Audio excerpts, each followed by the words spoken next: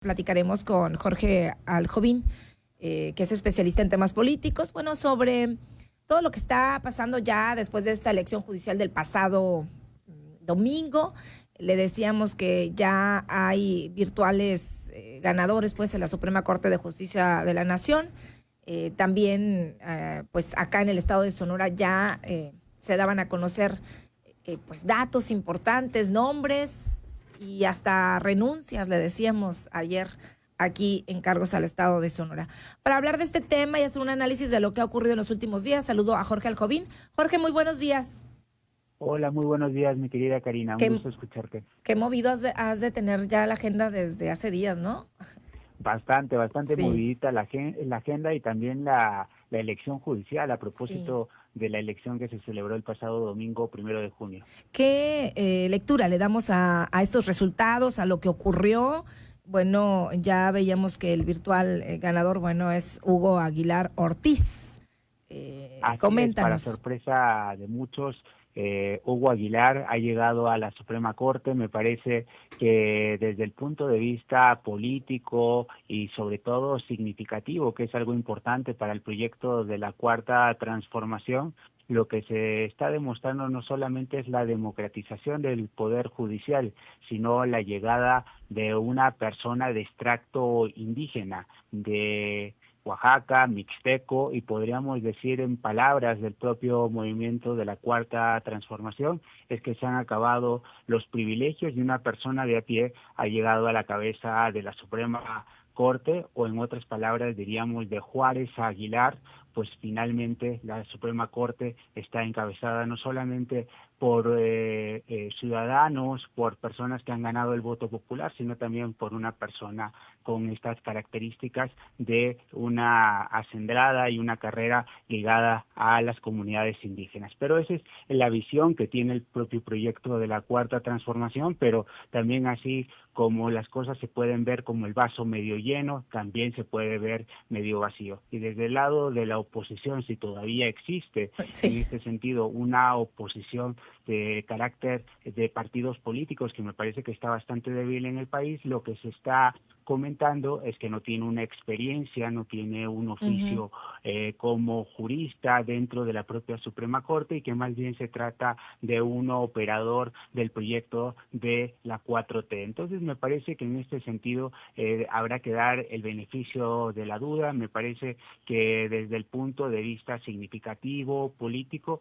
le ha salido bastante bien las cosas al gobierno de la 4T, pero también habrá que decir que tenemos que hacer el análisis no solamente desde el punto de vista político, sino también desde el punto de vista jurídico y sobre todo desde la vertiente institucional, conocer cómo va a actuar en su momento Hugo Aguilar, que hablará por sus propias sentencias, y se está preparado para este enorme reto que no solamente es la democratización del poder judicial, para otros demagogia. Me parece que al final del día lo que tiene que demostrar es que está comprometido con esta agenda de derechos, no solamente de los derechos indígenas, sino de los derechos de todos los mexicanos y mexicanas. Lo dejaba claro la presidenta del INE, presidirá la Corte, la Suprema Corte de Justicia de la Nación, quien tenga más votos. Le respondía ahí a la presidenta. Y también, ¿qué podemos decir? Evidentemente, de los aspirantes, bueno, y de los votados, y de los pues que tienen el mayor número de votos, o ya los aparentemente ganadores, pues tienen una marcada cercanía con Morena, y no nada más en la Suprema Corte o al cargo de la Suprema Corte, sino en muchos de los cargos pues que se votaron el pasado domingo. ¿Qué nos puedes decir al respecto? Efectivamente, lo que estamos viendo, primero diría que esta primera discusión que se tuvo, que quién ocuparía la presidencia de la Suprema Corte, pues ya ha quedado solucionada. Será quien obtenga la mayor cantidad de votos. Por otro lado, había una vertiente que reclamaba que fuera una mujer, de acuerdo a los principios de paridad de género, pero también habrá que decir que hay precedentes del tribunal, en dado caso que se decidirá accionar esta vía jurisdiccional, que cuando se trata de derechos de las mujeres, pero que están enfrente de los derechos de las comunidades indígenas, me parece que ahí sería un debate interesante, pero terminaría al final del día prevaleciendo los derechos de las personas indígenas. También Sí. diría en una segunda vertiente que los votos obtenidos por los candidatos al Poder Judicial ya los quisiera tanto el PRI como el PAN. Habrá que decir que en el caso de Hugo Aguilar más de 6 millones de votos, obteniendo más cantidad de votos que los que obtienen una elección constitucional el propio Partido Revolucionario Institucional. Tercero, me parece que la afinidad de los perfiles de la Suprema Corte a un proyecto político no los descalifica per se. ¿Por qué? ¿En qué Ujú. sentido? Me parece que esto es muy importante tomarlo, porque también en el antiguo régimen quienes llegaban a la Suprema Corte tenían una afinidad con el Con determinado, presidente de ajá, la claro. República. Por lo tanto, hay que analizarlo en toda su dimensión. Y creo que más bien que buscar descalificar a estos perfiles simplemente por afinidades, por inclinaciones, tenemos que darles el voto de confianza, sobre todo porque se abre un nuevo capítulo en la República y efectivamente tendremos las métricas más importantes en los próximos meses, en septiembre, cuando asuman sus Cuando cargos, asuman, para ajá. ver si realmente cumplen con las condiciones técnicas de probidad y sobre todo, lo más importante, proteger los derechos de todos los ciudadanos y ciudadanas en este país. La agenda en estos días, bueno, ha sido que si 13 millones fueron pocos, que si se registró el 12 y 13% de participación. Acá en Sonora llegamos poco más del 9% de participación. De hecho, el quinto estado con menos participación a nivel nacional. El tema de los acordeones, el tema pues de todo lo que se dio en el marco de estas elecciones. ¿Qué lectura le das? ¿Qué te pareció? De muchas controversias, por supuesto, las declaraciones de la presidenta cuando responde también al PRIAN. En fin, han sido días movidos, sin dejar a un lado los temas también internacionales, por supuesto, ¿no? Pero particularmente de esta elección. ¿Cómo viste el proceso? ¿Cómo lo viviste tú? ¿Qué opinas? Efectivamente, me parece que la reforma judicial y ahora la elección, pues polariza y demuestra lo polarizado que está el país. Para Ujú. algunos es un triunfo la democratización del poder judicial y para otros es la catástrofe que se ha cancelado el principio de división de poderes. Pero me Sí. parece que hay que tomar esto con su justa dimensión, porque cuando se señala que la participación fue baja, también es un hecho que la primera elección, que es un ejercicio inédito, pero también hay que tomarlo con toda seriedad y con toda crítica, porque también en el antiguo sistema, ¿qué más democrático pudiera ser que en su momento lo que ocurría en el antiguo régimen es que el presidente de la República mandaba una terna y la Ujú. elegía a los senadores de la República? Entonces me parece que tampoco ahí había legitimidad en el antiguo régimen. Si fuéramos a la cantidad de votos donde dicen que anteriormente las elecciones se validaban con un 60, 70, 80% de la votación, pues me parece que en este sentido sería validar las prácticas priistas del pasado, donde había un partido hegemónico y que ganaba las elecciones. Por eso me parece que ese tipo de argumentos al final del día son bastante peligrosos y más bien lo que demuestran es una resistencia al cambio. ¿Era necesario cambiar al Poder Judicial? Sí.